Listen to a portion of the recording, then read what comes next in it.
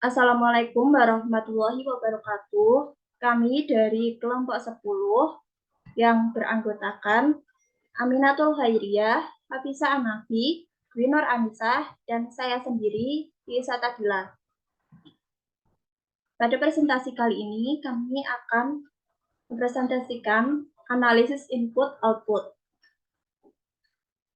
Poin-poin pembahasan pada presentasi kali ini yaitu yang pertama, pengertian analisis input-output, yang kedua, tujuan utama analisis input-output, yang ketiga, asumsi dasar analisis input-output, yang keempat, macam-macam klasifikasi hubungan input-output, yang kelima, model aliran input-output, dan yang terakhir, langkah-langkah. Analisis input-output adalah suatu model matematis untuk menelaah struktur perekonomian yang saling kait-mengait antar berbagai sektor atau kegiatan ekonomi. Artinya, output suatu sektor merupakan input bagi sektor lain. Tujuan utama pada analisis kali ini yaitu untuk menghasilkan gambaran aliran antar industri untuk menghasilkan keluaran produk bagi suatu sektor tertentu atau menjelaskan besaran aliran antar industri hubungannya dengan tingkat produksi dalam setiap sektor. Analisis dilakukan dalam suatu periode waktu tertentu, biasanya dalam tahunan. Materi selanjutnya akan dijelaskan oleh Hafisa Anafi. Untuk Hafisa Anafi, dipersilakan. Baik, terima kasih moderator atas waktunya. Di sini saya akan membaca materi konsep dasar model input-output. Yang pertama, struktur perekonomian tersusun dari berbagai sektor atau industri yang satu sama lain berinteraksi melalui transaksi jual beli. Yang kedua, output suatu sektor akan didistribusikan dengan jalan dijual kepada sektor-sektor lainnya dan untuk memenuhi permintaan akhir, baik yang berasal dari rumah tangga, pemerintah, investasi, maupun permintaan ekspor. Yang ketiga, input suatu sektor didapatkan dengan cara membeli bahan baku dari sektor-sektor lainnya, dari rumah tangga dalam bentuk jasa tenaga kerja, pemerintah, misalnya saja dalam bentuk pembayaran pajak tidak langsung, penyusutan, surplus usaha, serta impor. Yang keempat, hubungan antara input dengan output adalah linier. Yang kelima, analisis modal dilakukan pada kurun waktu tertentu, biasanya setahun, di mana akan selalu didapat identitas bahwa total input sama dengan total dari satu atau beberapa perusahaan dengan ketentuan utama bahwa output yang dihasilkan oleh perusahaan-perusahaan tersebut diproduksi oleh satu tingkat teknologi yang sama. Next.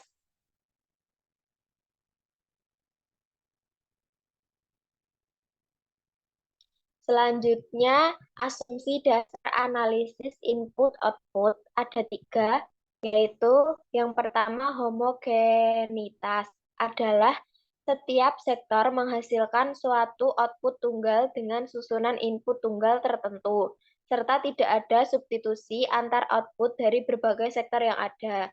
Yang kedua, proporsionalitas, yaitu jumlah dari tiap jenis input yang dipakai oleh suatu sektor akan berubah sebanding dengan berubahnya output total yang dihasilkan oleh sektor tersebut.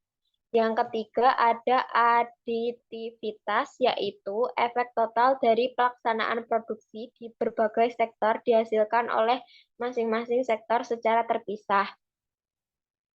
Saya kembalikan ke moderator.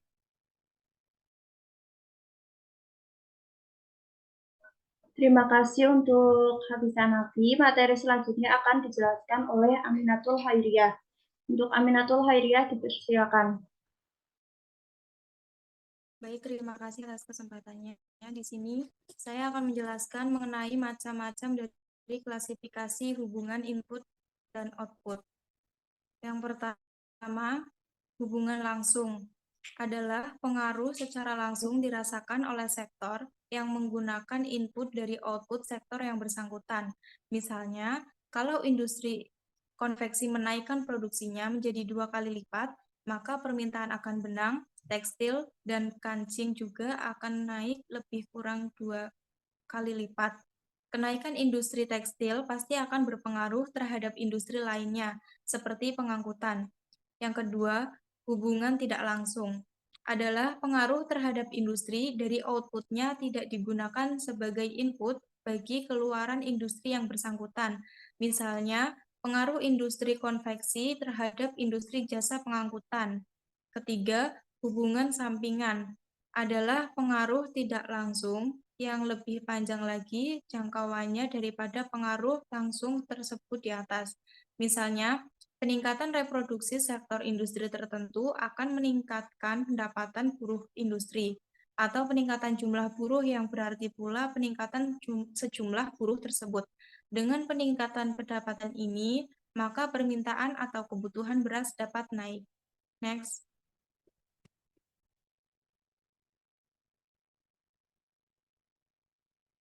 Untuk mendapatkan model aliran input-output, dibutuhkan 3 poin. Yang pertama, transaksi atau transaction, barang dan jasa yang terjadi antar produsen dan supplier pada periode waktu yang diamati.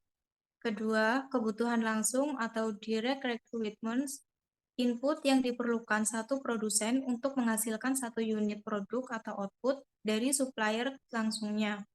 Yang ketiga, kebutuhan keseluruhan atau total requirement menunjukkan input yang diperlukan baik langsung maupun tidak langsung untuk menghasilkan produk atau output. Next.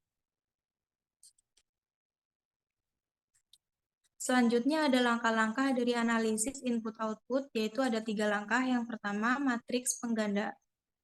Kedua, indeks daya penyebaran dan indeks derajat kepekaan. Yang ketiga, analisis dampak. Next.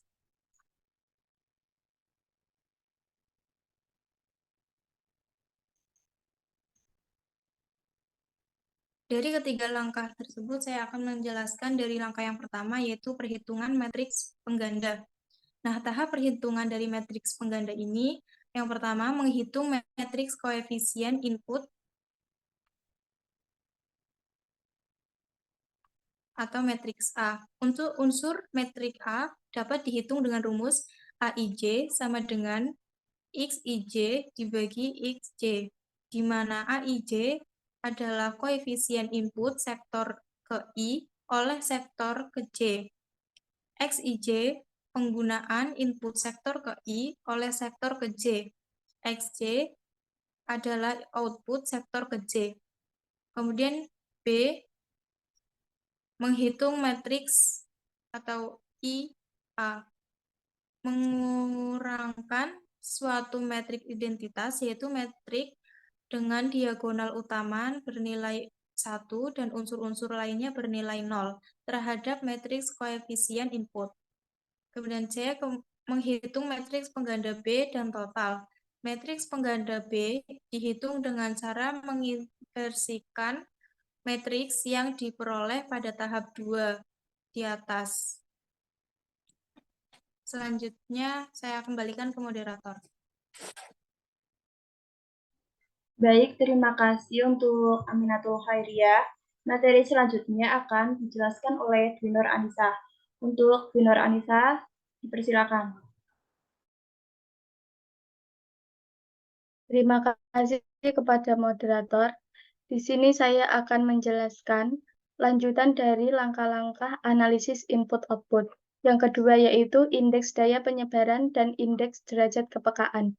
Hubungan antara output dan permintaan akhir dapat dijabarkan sebagai X sama dengan IA kuadrat min 1F, di mana X adalah vektor kolom dari output, F adalah vektor kolom dari permintaan akhir. Yang kedua yaitu dari persamaan tersebut dapat dilihat bahwa dampak akibat perubahan permintaan akhir suatu sektor terhadap output seluruh sektor ekonomi atau RJ dapat dirumuskan sebagai yaitu RJ sama dengan B1J plus B2J plus BNJ sama dengan sigma I BIJ. Next. Yang ketiga yaitu analisis dampak. Yang pertama, dampak permintaan akhir terhadap output. Rumusnya yaitu X sama dengan IA -1F. Artinya, mengalihkan matriks pengganda dengan mengalihkan matriks permintaan matriks akhir sesuai dengan penempatan data. Yang kedua yaitu dampak permintaan akhir terhadap nilai tambah bruto. Nilai tambah bruto merupakan ukuran total produksi barang dan jasa suatu negara dalam periode waktu tertentu. Permintaan akhir merujuk pada jumlah total permintaan atas barang dan jasa di suatu negara, yang biasanya terdiri dari 4 komponen utama, yaitu konsumsi rumah tangga, belanja pemerintah, dan investasi. Dampak permintaan akhir terhadap nilai bruto yaitu konsumsi rumah tangga. Jika permintaan konsumen meningkat, itu dapat mendorong pertumbuhan ekonomi dan peningkatan nilai tambah bruto, karena produsen akan merespon dengan meningkatkan produksi barang dan jasa. Yang kedua yaitu belanja pemerintah. Kebijakan pengeluaran pemerintah dapat mempengaruhi nilai tambah bruto. Peningkatan belanja pemerintah, terutama dalam proyek-proyek infrastruktur dan program stimulus, akan meningkatkan nilai tambah bruto. Yang ketiga yaitu dampak permintaan akhir terhadap kebutuhan impor. Kebutuhan impor adalah jumlah barang dan jasa yang harus diimpor oleh suatu negara untuk memenuhi permintaan domestiknya yang tidak dapat dipenuhi secara lokal. Dampak permintaan akhirnya yaitu defisit perdagangan. Jika permintaan akhir yang tinggi mengakibatkan negara tersebut mengimpor lebih banyak daripada ekspornya. Itu dapat menyebabkan defisit perdagangan yang lebih besar. Yang kedua yaitu kebijakan perdagangan. Kebijakan perdagangan yang diterapkan oleh pemerintah seperti tarif, kuota impor, atau perjanjian perdagangan internasional juga dapat mempengaruhi kebutuhan impor. Kebijakan semacam itu dapat digunakan untuk mengendalikan impor dan menjaga keseimbangan perdagangan. Terima kasih, saya kembalikan ke moderator.